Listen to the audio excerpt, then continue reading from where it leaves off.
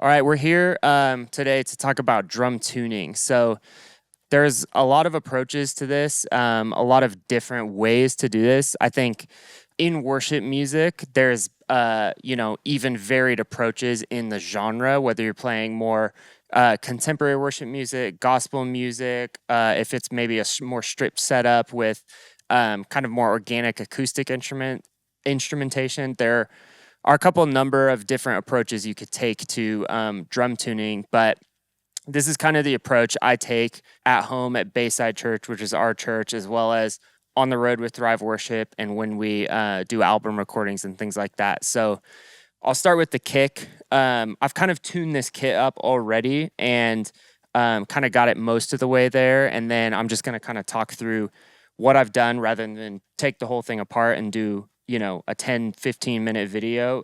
This is just a super quick overview.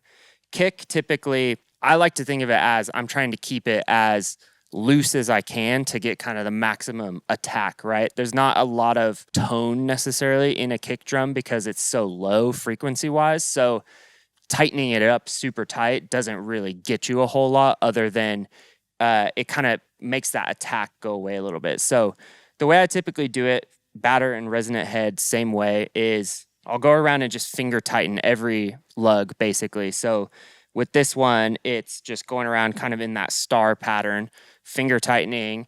You'll notice maybe once you get to this side and you start to tighten it, it'll kind of make one of the other sides come loose. So just continue to go around in that star pattern until not until you've got it as tight as you can, but until you're not feeling a lot of, you're feeling tension in the lug. And then I'll basically just go around and do kind of like a half turn, again, keeping that same star pattern, keep a half turn to kind of make sure you don't have any lugs that are super loose and falling off or coming out or anything like that, but just getting them tight enough to where when you're hitting the kick drum really hard over the course of a worship set or your weekend services, the lugs aren't going to just come loose and start falling off and making a bunch of noise or anything like that.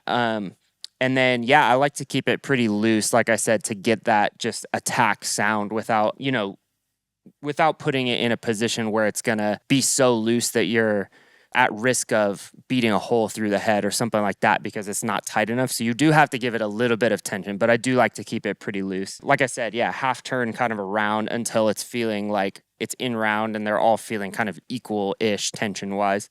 And then, on this one, just like we have at home, we have a Remo batter patch on it as well. That can kind of help with the longevity of the drum as well and just, making it so that spot that you're hitting the drum isn't getting as much damage as if you didn't have it.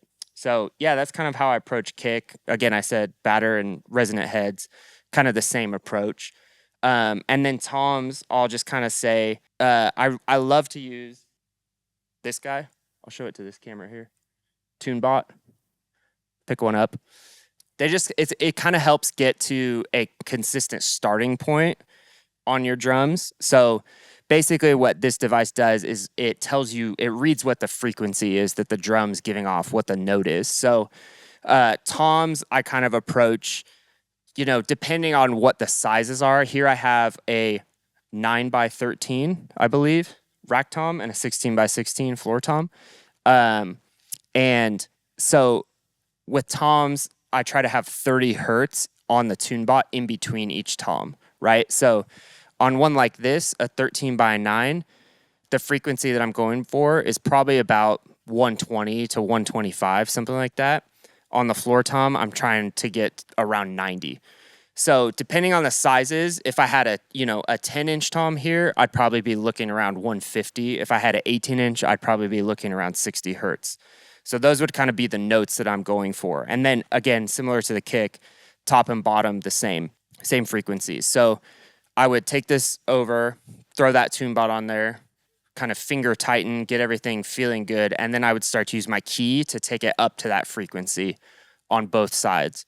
So again, just making sure you have 30 hertz in between the drums, to me, is about the right amount of space so that your toms aren't just sounding the same, right? So they're not, they don't all sound like a floor tom or they don't all sound like a rack tom. You want to have a wide difference so when you're going across the kit, whether you have 2 toms or 3 toms or 4 or 5 or however many, there's a difference between the drums, right? I think that's really, really important. From there, you don't want any of those, any overtones or like warbling type sounds or things that are kind of a little bit nasty. That at that point, I'll use some moon gels, or I even have, again, I'll show this camera some of the tools. Snare weight, these guys, to use for dampening and some additional kind of tone control. These ones are pretty much wide open right now, just because I have coated heads, and so doesn't really feel like it needs a lot of dampening to me when I was tuning it a couple minutes ago. But I might change my mind. Who knows? You typically at home, I use clear heads, which I like a little bit better because they just have a little more tone and a little bit less of that muted, dampened sound naturally. And then, like I said, I'll supplement with moon gels or those snare weights to kind of dampen if I need to. But I'm trying to let the drums sing as much as possible and kind of as much of the natural tone of the drums come out as possible. And then, yeah, we can move on to snare. So here I have a 8x14-inch Ludwig Black Beauty. Typically at home, I use a 6.5x14-inch, but sometimes I'll use this size as well, an 8-inch.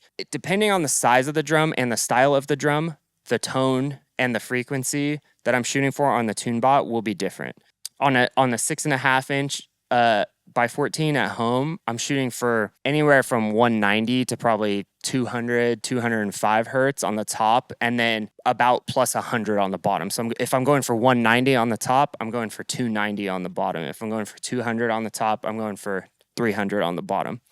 I think the snare is the one that I've found where the bottom needs to be significantly tighter than the top for it to really get that crack, for the snare wires to be able to be loose enough and make just kind of the right noise. It's just a different thing than the rest of the drums. So I try to have the bottom a lot tighter than the top. And then, yeah, like I said, because this one's a little bit deeper, I've got this one right now at about 165 on the top and 260 on the bottom. So like I said, it just kind of depends on your drum, what size it is, if it's a wood drum, if it's a steel drum, etc. And then just mess with it. I think the TuneBot, again, is a helpful starting point, but what works for us might not be the right thing for you and your church. Just experiment with it, play with it, go, hey, we think 160 hertz on the top just really works well for our church. That's great. I think the TuneBot is a helpful tool to have a consistent note that you're shooting for with the drum, as well as helping you make sure all the lugs are in round and being able to kind of just measure that and reference it and just have a tool to help you get there quickly. But ultimately, your ear is kind of the best example for, what you want to reference and what you want your sound to be. So yeah, that's kind of the approach to drum tuning that we take over at Bayside and with Thrive Worship.